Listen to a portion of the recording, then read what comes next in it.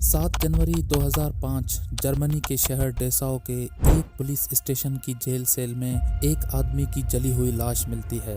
Police इसे एक suicide करार देती है, मगर जैसे जैसे इन्वेस्टिगेशन आगे बढ़ती है, नए और हैरत अंगेज सवालात सामने आने लगते हैं। एक ऐसे शख्स की मौत जिसके हाथ और पैर जंजीरों से बंधे थे, जिसका मैट्रेस फायर प्रूफ था और जिसके पास कोई लाइटर या आग लगाने का कोई जरिया भी नहीं था। फिर सवाल ये उठता है कि अगर उसने खुद को आग लगाई तो कैसे लगाई? क्या ये सिर्फ एक एक्सीडेंट था या इसके पीछे कोई और सच्चाई छुपी है? इस वाक़े को लगभग 20 साल गुजर चुके हैं और ये केस अब तक सॉल्व नहीं हो सका। एक्टिविस्ट्स, लॉयर्स और नॉन प्रॉफिट ऑर्गेनाइजेशंस अब भी इस हकीकत तक पहुंचने की कोशिश कर रहे हैं। इस वीडियो में हम उन की फैक्टर्स पर फोकस करेंगे जो ना सिर्फ इस केस की गहराइयों को समझने में मदद देंगे, बल्कि ऐसे इंकिशाफात सामने लाएंगे जो सबको हैरान कर देंगे।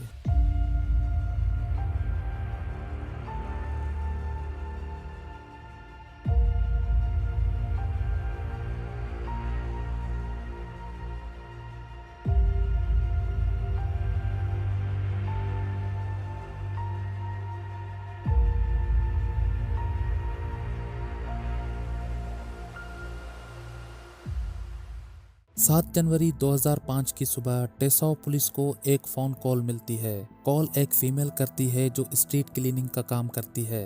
उसका कहना था कि एक आदमी उसे हैरेस करने की कोशिश कर रहा है। इस रिपोर्ट पर एक्शन लेते हुए ऑफिसर बियाटा एच, पेट्रोल ऑफिसर्स हंस ओल्रिच एम और यूडो एस को इस मामले की तहकीकात के लिए भेजती है। पुलिस जब वहां पहुंचती है तो उन्हें एक आदमी नशे की हालत में दीवार के साथ टेक लगाए हुए मिलता है। पुलिस उसे आईडी मांगती है, मगर वो इनकार कर देता है। इस पर ऑफिसर्स उसे गिरफ्तार करके पेट्रोल कार में डाल देते हैं ताकि स्टेशन ले जाकर उसकी शनाख्त की जा सके। ये आदमी, जिसका नाम उरी जेलो था। स्टेशन पहुंचने पर ऑफिसर्स उसकी तलाशी लेते हैं। जेलो के पास सिर्फ एक पुराना और धुंधले अल्फाजों से लिखा टेम्पररी रेजिडेंस परमिट होता है, जिसमें उसकी डेट ऑफ बर्थ लिखी होती है। पुलिस डिसाइड करती है कि जब तक उसकी शनाख्त कंफर्म न हो जाए उसे डिटेन किया जाए। थोड़ी देर बाद एक डॉक्टर जेलो का ब्लड टेस्ट करने आता है। ब्लड सैंपल लेते वक्त जेलो मुजाहिमत करता है, लेकिन पुलिस उसे जबरदस्ती पकड़कर ब्लड सैंपल लेने देती है। टेस्ट के बाद ये सामने आता है कि उसका ब्लड अल्कोहल कंटेंट यानी BAC 3% है, जो इंसान को बेहोशी तक ले जा सकता है। ऑफिसर्स ने जेलो को सेफ ना करार देते हुए उसे एक सेल में डाल देते हैं और एहतियात के तौर पर उसके रिस्ट्स और एंकल्स को बेड से बांध देते हैं। सुबह 8:30 पे बियाटा एच इंटरकॉम पर कुछ अजीब सी आवाजें सुनती हैं। पहले वो इग्नोर करती है, लेकिन फिर फायर अलार्म बज उठता है। शिफ्ट सुपरवाइजर एंड्रियास एच सोचता है कि ये फॉल्स अलार्म हो सकता है, इसलिए बिना चेक किए अलार्म ऑफ कर देता है। लेकिन चंद लम्हों बाद चीखें सुनाई देती हैं और दोबारा फायर अलार्म्स एक्टिवेट हो जाता है। जब ड्यूटी ऑफिसर होल्डिंग सेल तक पहुंचता है तो उसके होश उड़ जाते हैं। अंदर आग भड़क रही होती है। ये देखकर पुलिस फौरन फायर फाइटर्स को कॉल करके बुलाती है। जब तक फायर फाइटर्स पहुंचते हैं, सब कुछ खत्म हो चुका होता है। जेलो का जिस्म जल के कोयला बन चुका होता है। मगर सवाल ये उठता है कि बिना किसी एक्सटर्नल इग्निशन सोर्स के फायर प्रूफ मैट्रेस आग कैसे पकड़ सकता है? पुलिस का कहना था कि जेलो ने खुद अपने पास छुपा लाइटर निकालकर मैट्रेस को फाड़कर उस पर आग लगाई है, मगर ये कहानी शुरू से ही शक के घेरे में है। सबसे पहला सवाल ये उठता है, अगर उसके पास लाइटर था तो जब इनिशियल सर्च की गई तब वो मिला क्यों नहीं? क्या पुलिस ऑफिसर्स ने अपनी ड्यूटी सही तरीके से नहीं की या जानबूझकर लाइटर को मेंशन नहीं किया? सबसे ज्यादा चौंकाने वाली बात यह है कि पुलिस इनिशियली ये मानती थी कि लाइटर सेल में नहीं था, मगर बाद में एक मेल्टेड लाइटर एशेस में दिखाया जाता है। क्या ये लाइटर वाकई उस वक्त था या फिर बाद में प्लान करके वहां रखा गया? दूसरी तरफ ऑटोप्सी रिपोर्ट्स कुछ और ही कह रही थीं। उसके मुताबिक जेलो का जिस्म आग लगने से पहले बेहोश था। इस पर फोरेंसिक एक्सपर्ट्स ने ये सवाल उठाए कि अगर जेलो बेहोश था तो उसने आग कैसे लगाई। 2007 में जब ये केस कोर्ट तक जाता है तो नए सवालात सामने आते हैं।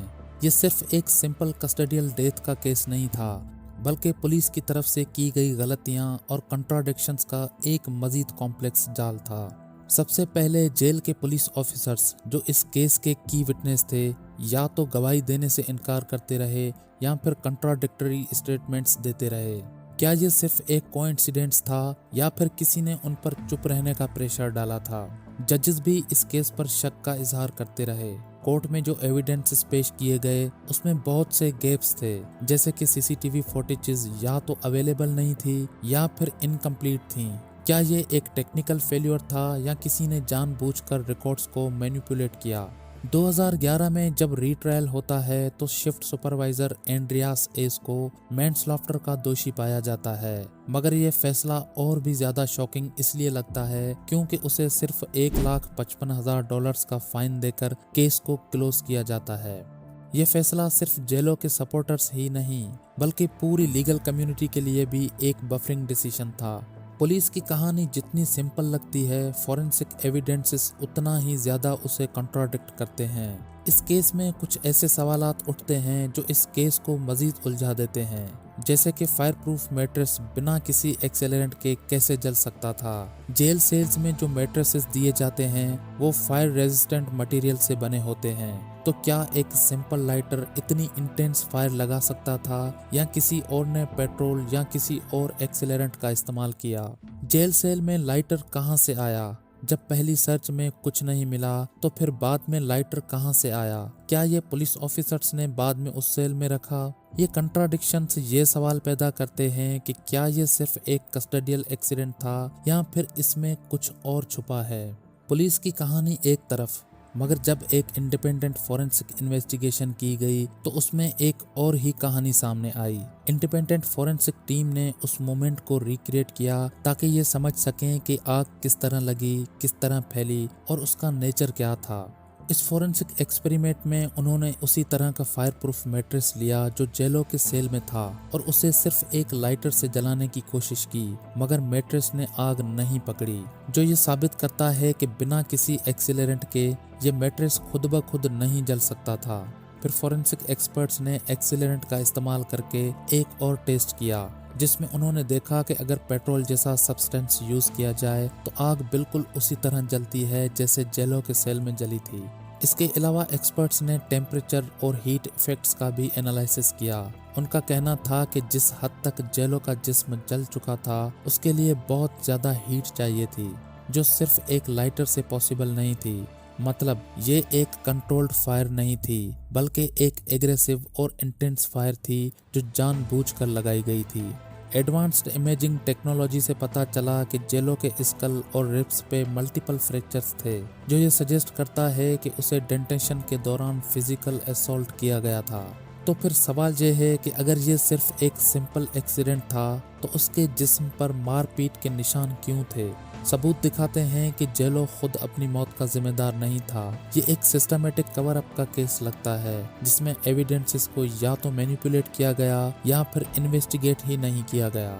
जिस तरह नए सबूत सामने आते गए वैसे वैसे ये केस और भी कॉम्प्लिकेटेड होता गया। मगर एक बात तो तय है, ये सिर्फ एक कस्टडियल सुसाइड का केस नहीं था बल्कि एक जुडिशियल सिस्टम फेलियर का जिंदा सबूत है। और ये जेलों का केस सिर्फ एक शख्स की मौत नहीं बल्कि एक पुराने और करप्ट सिस्टम की कहानी है जो सच को दबाने की हर मुमकिन कोशिश करता है। अगर आपको ये वीडियो पसंद आई हो तो वीडियो को लाइक करें, चैनल को सब्सक्राइब करें और कमेंट में अपनी राय का इजहार जरूर करें।